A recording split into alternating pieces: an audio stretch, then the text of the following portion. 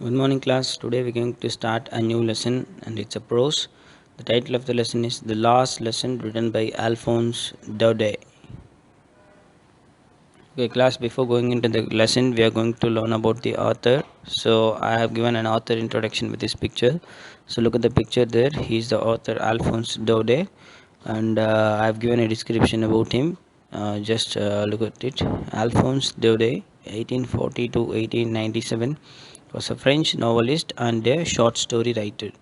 The last lesson is set in the days of Franco-Prussian War, 1870 to 1871, in which France was defeated by Prussia, led by Bismarck. Prussia then consisted of what now are the nations of Germany, Poland, and parts of Austria. In this story, the French districts of Alsace and Lorraine have passed into Prussian hands. So yes, this story is this writer. He's basically a French novelist and a short story writer, and this story is based on the Franco-Prussian War that happened in 1970 to 1871. Okay, so in France, in which the French nation was defeated by Prussia, led by Bismarck. Okay, Prussia then consisted of what now are the nations of Germany, Poland, and parts of Austria. Okay, so in this story, the French districts of Alsace, and Lorraine have passed into Prussian hands. So this is what we are going to see in this story. Clear? Okay, class. Now we are moving on to the next part, that is the glossary part. That is very important for this lesson. I have given the hard words and important words as a list. So we are going to learn that words pronunciation and its meaning. Okay. So yes, first look at the first word, chirping. Chirping. That's a verb. Chirping is a verb, and the meaning is making a short, sharp, high-pitched sound, usually by small birds or insects. Okay.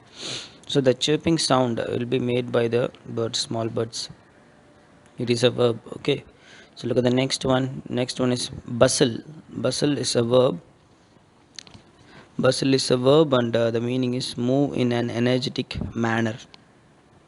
Okay, and the next one is unison. Unison is a noun, and the meaning is simultaneous utterance of words. Okay, so at the same time, if we are uttering a word, then it is called as unison. Clear? Yes, the next one is rapping. Rapping is a verb, and the meaning is striking with a series of rapid audible blows. Striking with a series of rapid audible blows. Okay. The next one is thumbed. Thumbed is a verb, and the meaning is a book which has been read often and bearing the marks of frequent handling. So, thumbed is nothing but it's a verb, and the meaning is a book which has been read often and bearing the marks of frequent handling. Okay.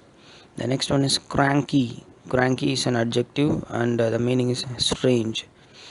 The next word is Sar, and the meaning is a river in northeast France and western Germany.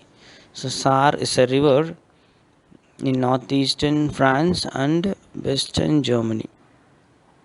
Clear? Yes. The next one is Angelus.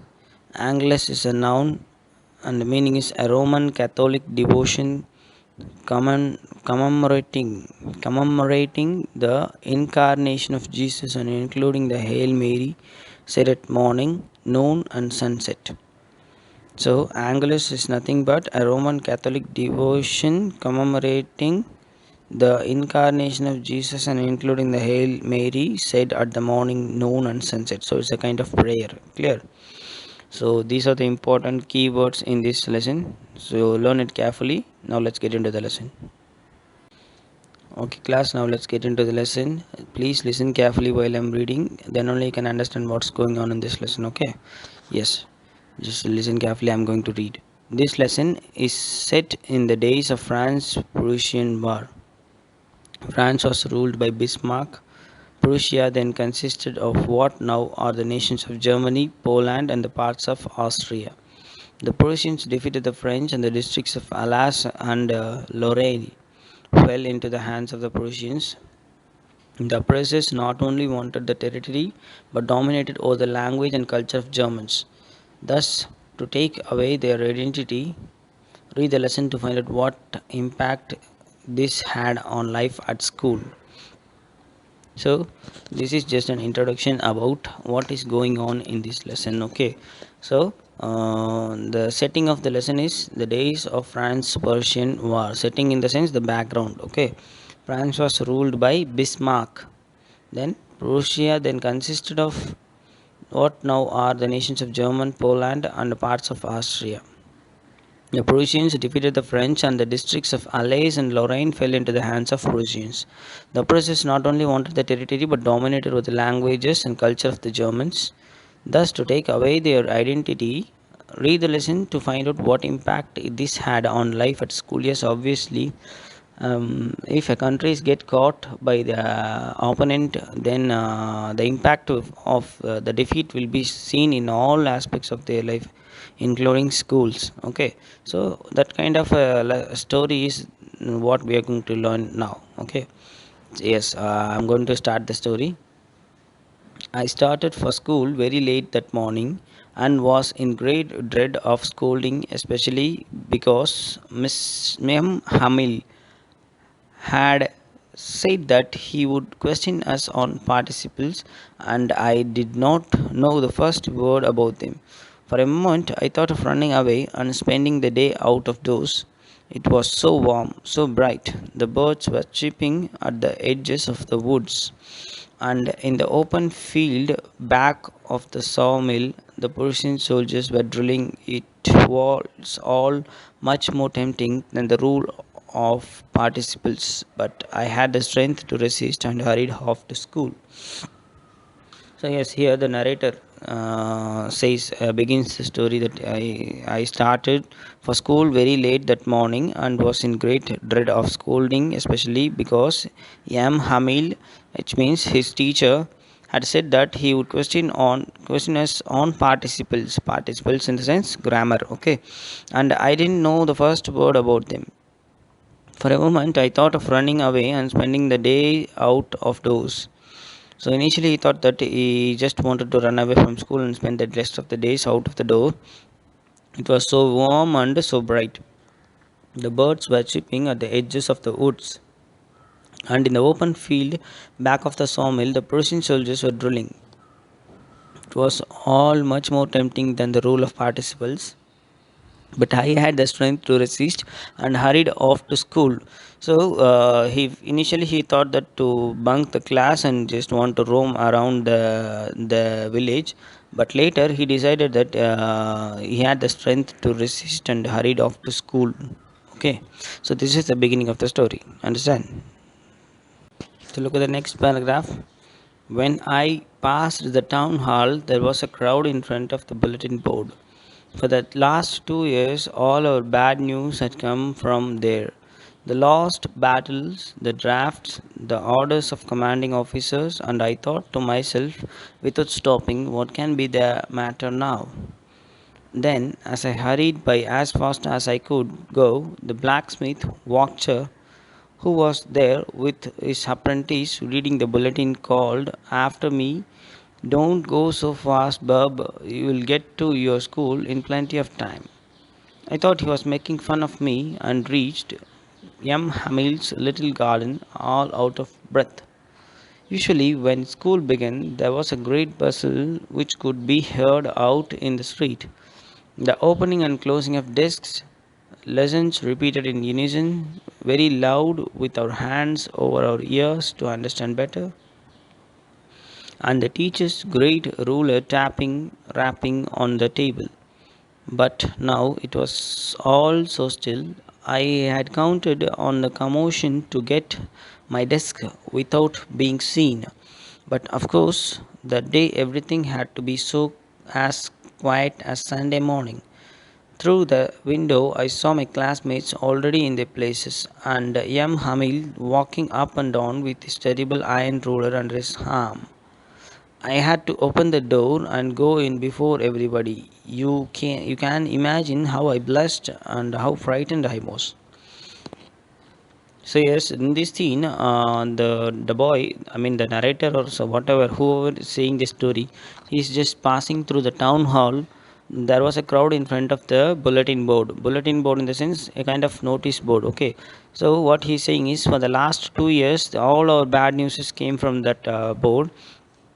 The news about the lost battle, the drafts, the orders and commanding officers, and he also thought to himself that without stopping what can be the matter now. At that time then he was hurrying to the school. At that time the blacksmith watcher who was there with his apprentice reading the bulletin and called him that don't go so fast bub, you'll get to your school in plenty of time, so like that he said. But the narrator thought that he was just making fun of him, and then reached Miss M. Hamil's little garden all out of a breath. Okay, then usually how school environment will be if the school if the students are present, there'll be a bustling sound. Okay, they'll be talking to each other, they'll be reading, they'll be dictating, they'll be reciting their lessons like that. All those sounds and opening and closing of the desks and opening of the doors, windows, all those sounds like commotion. It will be there, right? But on that day it was very quiet, and it seems like it was a Sunday morning. Okay, Sunday morning in the sense all the people will be at rest and there will be no noise over, right? Yes. So like that the situation was, and he didn't even hear the teacher's great ruler rapping on the table. Then through the window he saw his classmates already in their places, and M. Hamil walking up and down with his terrible iron rod, iron scale, ruler in the sense it is a scale and it is arm. Okay, I then he had to open the door and go in before everybody. It will be very shy, already, right? To enter the class when it is completely full and all our friends will start teasing us for coming late, right? So in the same feel he is getting through, and he says that you can imagine how I blushed and how frightened I was. So like that. So that's what happened in this particular paragraph. Clear? But nothing happened. M. Hamil saw me and said very kindly, go to your place quickly, little Franz. We were beginning with you. I jumped over the bench and sat down at my desk. Now, till then, when I had got a little over my fright, did I see that our teacher had on his beautiful green coat, his frilled shirt, and the little black silk cap all embroidered that he never owed except on inspection and prize days. Besides, the whole school seemed so strange and solemn. But the thing that surprised me most was to see on the black benches that were always empty the village people silently sitting quietly like ourselves. Old Hauser, with his three concerned hat, the former mayor, the former postmaster, and several other besides. Everybody looked sad, and the Hauser had brought an old primer thumbed at the edges, and he held it open on his knees with his great spectacles lying across the pages. So, yes, um, what happens is he just came late to the class, and M. Hamil is already there, which means his teacher. In the normal days, usually he'll get angry, but now he just simply says, just go to your place in a kind manner. Okay, so he just jumped over the bench and sat on his desk. Um, Step by step, he's coming out of his fear. Okay, then only he noticed that his teacher is wearing his green coat with his frilled shirt and a little black silk cap, all embroidered. This dress, especially, his teacher will wear only on inspection days and prize days. Okay, prize days means prize distribution days. Besides, the whole school seemed so strange and solemn. Solemn in the sense they are very kind of quiet and sad. Okay, but the thing that surprised me most was to see on the back benches that were always empty. So the narrator was surprised to see the backbench uh, because it was always empty, but now it was filled by the village people sitting quietly like the students. Okay, people like old Hauser with his cornered hat, the former mayor, the former postmaster, and several other besides. Everybody looked sad, and Hauser had brought an old primer in the sense a kind of book, a prayer book, thumbed at the edges, and he held it open on his knees with his great spectacles lying across the page. Clear. While I was wondering about it all, M. Hamil mounted his chair and, in the same grave and gentle tone which he had used to me, said, "My children, this is the last lesson I shall give you. The order has come from Berlin to teach only German in the schools of Alsace and Lorraine. The new master comes tomorrow.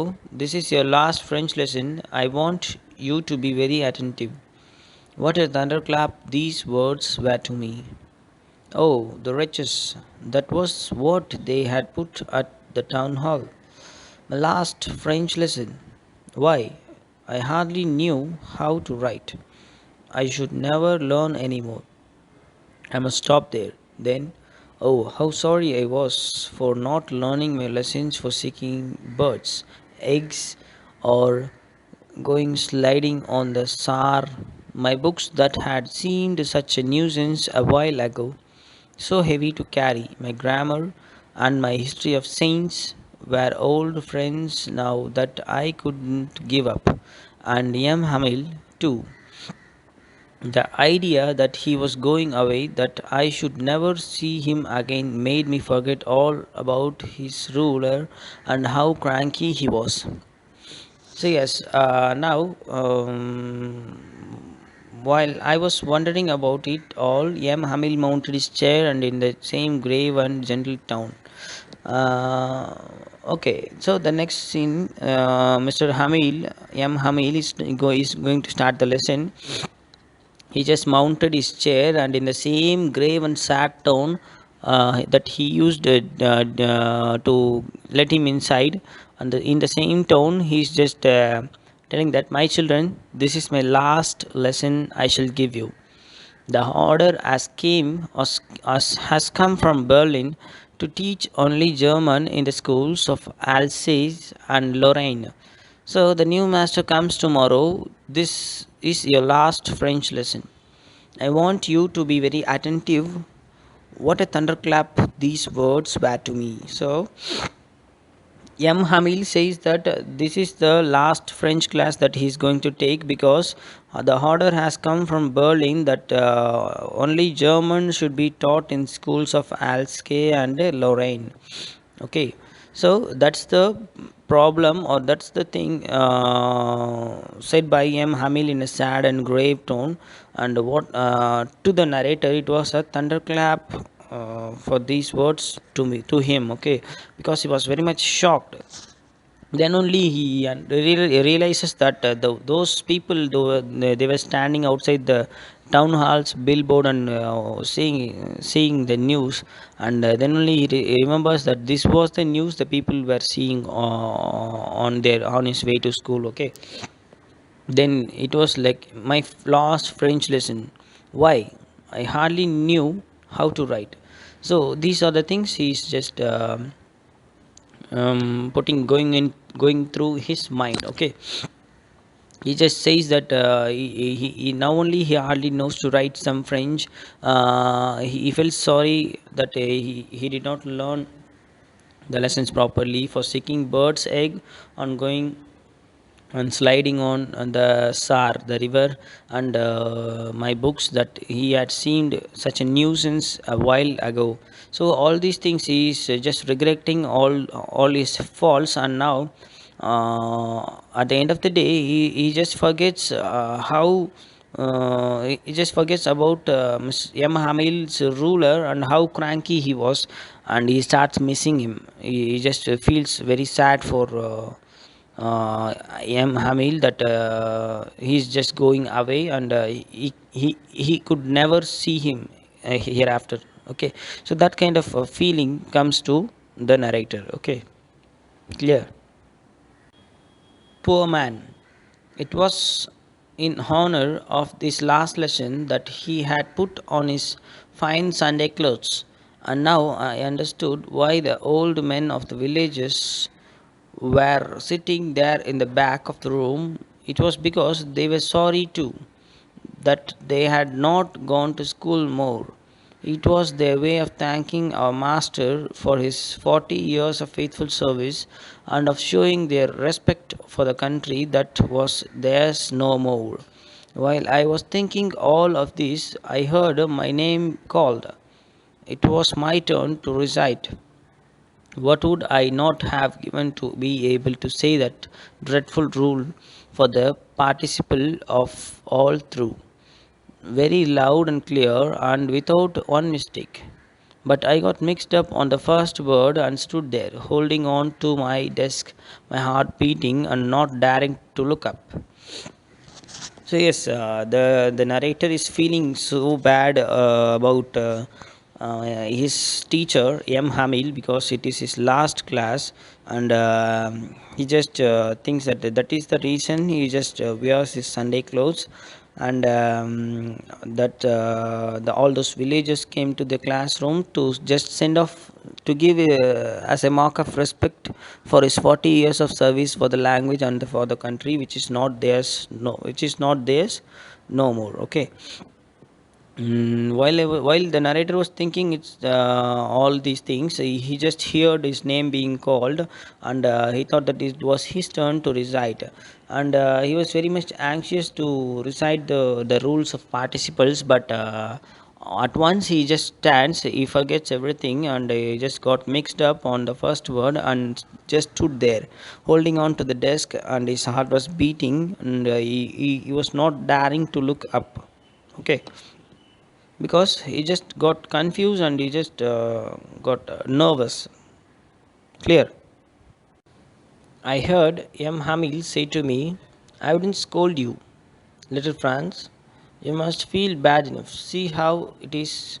Every day we have said to ourselves, Bah, I have plenty of time. I'll learn it tomorrow. And now you see where we have come out. That's the great trouble with Alsace. She puts off learning till tomorrow. Now, those fellows out there will have the right to say to you, how is it you pretended to be the Frenchman and yet you can't neither speak nor write your own language? But you are not the worst, poor little France. We have all a great deal to reproach ourselves with. Your parents were not anxious enough to have you learn. They preferred to put you to work on a farm or at the mills so as to have a little more money. And I have been to blame also. Have I not often sent you to water my flowers instead of learning your lessons? And when I wanted to go fishing, did I not just give you a holiday? Yes, these things were said by M. Hamil, and he just regrets, and he just explains the current situation of all those French people who are under the control of the Germans or the Prussians. Okay, so here after the narrator just struggles to answer his question, he just the teacher M. Hamil says that I won't scold you, little France. You must feel bad enough. Just see what how you are now. What is the condition of our people now? You just postponed learning. You just said that you have plenty of time and I'll learn it tomorrow. And now you see where we have come out, and that's a great trouble with Alsace. She puts off learning till tomorrow. Not only all these people, the problem is not only with the students but also with their parents also. Okay, the we have got, he says that we have all a great deal to reproach ourselves with. They all have a great deal to reproach, in the sense they just have to regret. Okay, your parents were not anxious enough to have you learn. He just also blames their parents that the parents were not anxious to make their children learn. Instead, they preferred to put their children in work in the farms and in the mills to earn a little more money. And he also blames himself for not for sending him often to water his flowers instead of learning his lessons. And he also wanted, if he wanted to go for fishing, he just gave them a holiday. So all these things he just blames the children, the parents, and also himself of the French people. Okay, clear. He also says that being a Frenchman, he struggles. You people struggle to read and write, neither speak or nor to write their own language also. So that's the worst part. He just says about the people present there. Clear. Then, from one thing to another, M. Hamil went on to talk of the French language, saying that it was the most beautiful language in the world, the clearest, the most logical, that we must regard it among us and never forget it. Because when a people are enslaved, as long as they hold fast to their language, it is as if they had the key to their prison. Then he opened a grammar and read out our lessons. I was amazed to see how well I understood it. All he said seemed so easy, so easy. I think, too, that I had never listened so carefully, and that he had never explained everything with so much patience. It seemed almost as if the poor man wanted to give us all he knew before going away, and to put it all into our heads at one stroke. So yes, here what the teacher is going to do is he just from one thing to the another. M. Hamil went on to talk of the French language. He says that French language is the beautiful language in the world, and it is the clearest language, and it is the most logical language. And he also says that the people should guard it among us, and should never forget it, because when people are enslaved, as long as they hold it fast to their language, it is as if they had the key to their prison. Then he opened the grammar book and read out the lesson. All were amazed, and even the narrator was also amazed to see how well he understands the lessons. He also said that all the lessons were seemed so easy, and he thought that it was he never listened so carefully, and that's the reason he can't even understand all those lessons. But now he's teaching with so much patience, and it seems almost if the poor man in the sense the teacher wants everyone to at least learn something. He almost wanted to give all he knew before going away, and to put it in all their heads at a one stroke. Okay, so he just wants to dump all the knowledge that he has gained in the language, and he wants to imbibe all those knowledge to the people there present there in a single stroke. Clear. After the grammar, we had a lesson in writing. That day, M. Hamil had new copies of for us, written in a beautiful round hand, France Alsace, France Alsace. They looked like little flags floating everywhere in the schoolrooms, hung from the rod at the top of our desks. You ought to have seen how everyone set to work, and how quiet it was. The only sound was the scratching of pens over the paper. Once some beetles flew in, but nobody paid any attention to them, not even the little ones, who worked right on tracing their fish hooks as if that was French too. On the roof of the pigeons cooed very low, and I thought to myself, will they make them sing in German, even the pigeons? Yes. So, what happens is after the grammar lessons, M. Hamil had new copies for them. I mean, some papers written in beautiful round hand, France Alsace, France Alsace. They look like little flags floating everywhere in the school rooms, hung from the rod on the top of the desk. Okay, so everyone was seemed to be very quiet, and the only sound that was heard is the scratching of the pens on the paper. Okay, which means they are all are writing sincerely.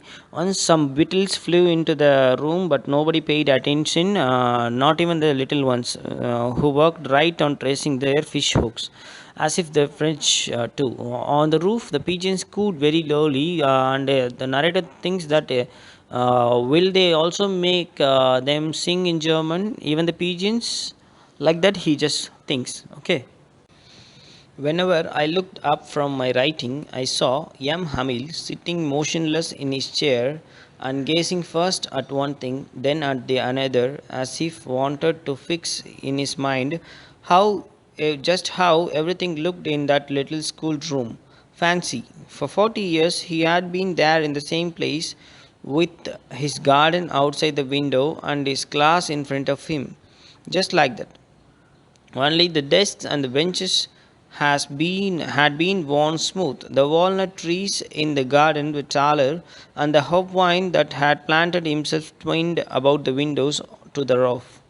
How it must have broken his heart to leave it all, poor man, to hear this sister moving about in the room, packing their trunks, for they must leave the country next day.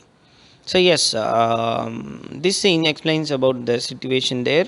The author, the narrator is writing the copies given by the teacher, and whenever he looks up, his teacher was sitting. M. Hamil was sitting still, motionless in his chair and gazing everything one by one, like he is just capturing all those things in his mind in the little school room. And the fanciest thing is he was there for the last past 40 years, and he just sees everything like for the first time he's seeing. He just looks it very sharp, and he just looks outside the garden through the window in his from his class in front of him. And then the desk and benches were worn smooth, and the walnut trees in the garden were taller, and the hope vine that he had planted himself twined about the windows to the roof. How it must have broken his heart to leave it all, poor man, to hear his sister moving about in the room above, packing their trunks, for they must leave the country the next day. So yes, he's just going to leave the country because the orders came from Berlin, and a new master, a German master, is coming there, and it is very heartbreaking for him to leave such a place. He has been working for the past 40 years. Okay, so he was just heartbroken. Clear. But he had the courage to hear every lesson to the very last. After the writing, we had a lesson in history, and then the babies chanted their ba, be, be, bo, bo. Down there at the back of the room, old Hauser had put on his spectacles and, holding his primer in both hands, spelled the letters with them. You could see that he too was crying. His voice trembled with emotion, and it was so funny to hear him that we all wanted to laugh at cry. How well I remembered it, the last lesson. All at once the church clock struck 12, then the Angelus. At the same moment, the trumpet of the Prussian returning from the drill sounded under our windows. M. Hamil stood up very pale in his chair. I never saw him look so tall. So yes, now we are heading to the climax or the ending of the story, and Hamil, he was very courageous to listen every last lesson to the of all those people. After the writing, they all had a lesson in history, and then the babies chanted their ba, be, bi, bo, boo. That's the kind of alphabets, and then down there at the back of the room, old Hauser had put on his spectacles and holding the primer in both his hands, spelled the letters with them. You could see that he too was crying. Who? The old Hauser was also crying. His voice trembled with emotions. Okay, and it was so funny to hear him that we all wanted to laugh and cry. Ah, how well I remembered it, that last lesson. All at once, church clock struck 12, then the Angelus. At the same moment, the trumpets of the Prussians, returning from the drill, sounded under our windows. M. Hamil stood up very pale in his chair, and I never saw him look so tall. So yes, that's the we are ending. The ending part of the last lesson. Of M. Hamil in that school. Okay, he's just going to shift the country, and he's just moving to some other place. Clear? So all the people were like emotionally struck, and they all are like feeling very sad for him, and they are very emotional. Okay. Yes. Okay, finally, just listen carefully. These are the last words of M. Hamil. My friends, said he, but something choked him. He could not go on. Then he turned to the blackboard, took a piece of chalk, and bearing on with all his might, he wrote as large as he could, Vive la France. Then he stopped and leaned his head against the wall, and without a word, he just made a gesture to us with his hands. School is dismissed. You may go. So, yes, this is the final scene. M. Hamil just stood up from his chair, and he just started to say something by starting, my friends, and then he also said, but something choked him, something stopped him, because he was about to cry. He was very emotional. He could not show his emotion in front of all these people.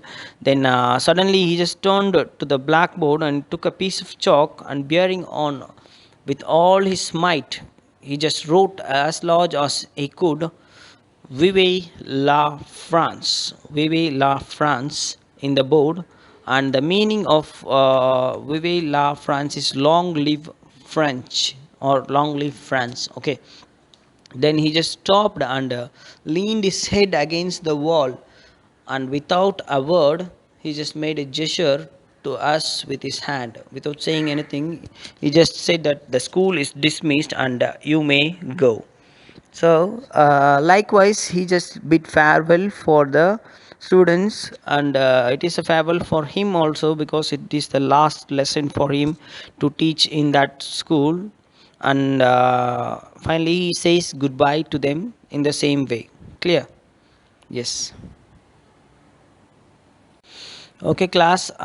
This story, the last lesson, just explained about the emotion of a teacher, and the bonding of the teacher with his language, that he has been teaching for the past 40 years to the children of his country, to the people of his country.